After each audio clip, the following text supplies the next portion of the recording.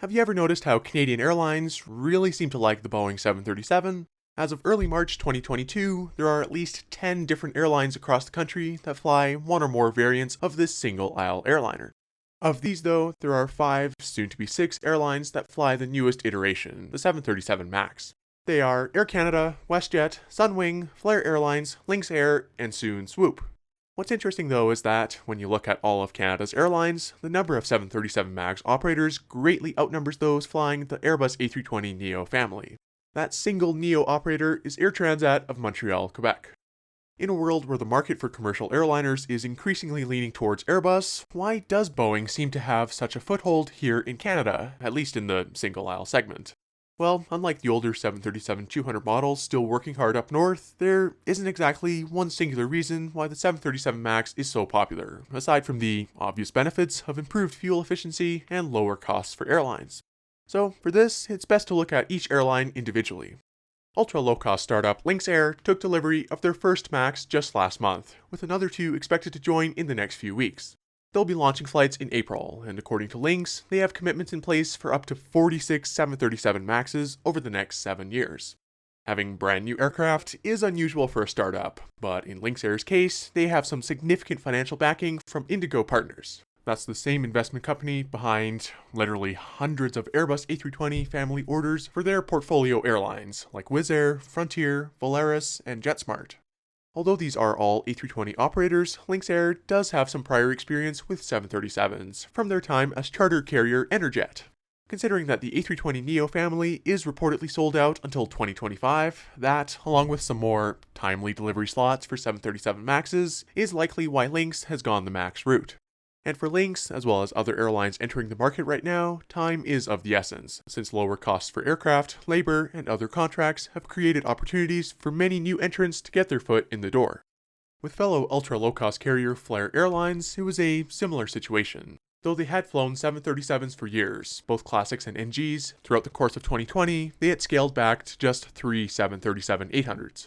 In January of 2021, Flair announced that they'd be adding 13 737 MAX 8s to the fleet, and started flying the first of these just 5 months later. These MAXs are leased from 777 Partners, one of Flair's investors, and this initial agreement for 13 aircraft has since been topped up, with the airline now expecting to grow to a fleet of 30 airplanes by mid-2023. It's worth mentioning, though, that Flair's initial 13 MAXs are all whitetail planes, meaning they were originally built for different customers that ended up not taking delivery for one reason or another. So, in Flair's case, the short delivery times for these aircraft meant that they could ramp up operations very quickly, and they did indeed do so throughout the summer of 2021. In that way, they were able to take advantage of the state of the industry early last year, and avoid long waiting times for some brand new and very competitive airplanes.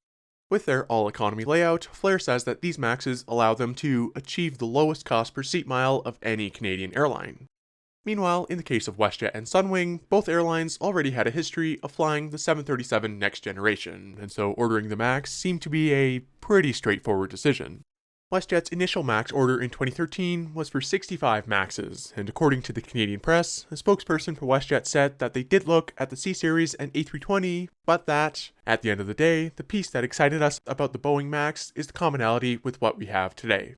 For Sunwing, the increased range of the MAX also allowed them to fly their longest routes, such as those from Western Canada to the Caribbean at full capacity, rather than having to leave some seats empty on their existing 737-800s. And as for WestJet's low-cost subsidiary Swoop, who's ordered 6 MAX 8s for delivery by this summer, that decision was no doubt a combination of commonality and quick aircraft availability.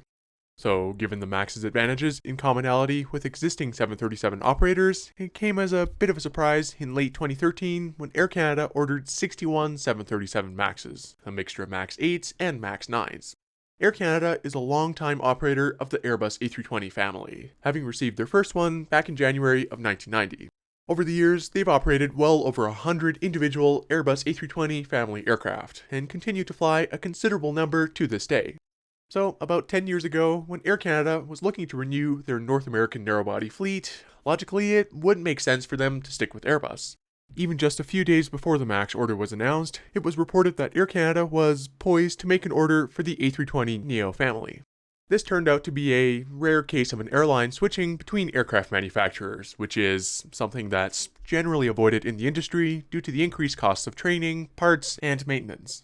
As a result, Boeing likely offered the MAX to Air Canada at a significant discount in order to sweeten the deal. This agreement also allowed for Boeing to purchase up to 20 of the 45 Embraer 190 aircraft that were in Air Canada's fleet. Along with that, when the deal was announced in mid-December 2013, Air Canada's first Boeing 787 deliveries were nearly 4 years behind schedule. So it's very possible that some form of compensation made its way into the MAX deal as well. Nevertheless, this order has been tweaked slightly over the years, with various adjustments depending on the airline's needs, including the cancellation of the MAX 9 part of the order. Even now, with some of the A320s and all of their A321s still flying today, and them now looking closely at some new A321neos, Air Canada seems to be fine with operating more of a mixed fleet. It's clear that the 737 MAX still plays a critical role in Air Canada's fleet, and these MAX 8s are seen all across their network, reaching as far east as Europe and as far west as the Hawaiian Islands. So, given the 737's rich history here in this country, Canada is a unique case where, at certain airports, you can see both a 737-200 and a 737 MAX taking off within minutes of each other. With the 737 MAX now well established with Canadian Airlines, and with even more growth planned over the next few years, it's safe to say that the Boeing 737 will be flying in Canada for a long time to come. Thank you so much for watching, and I'll see you in the next one.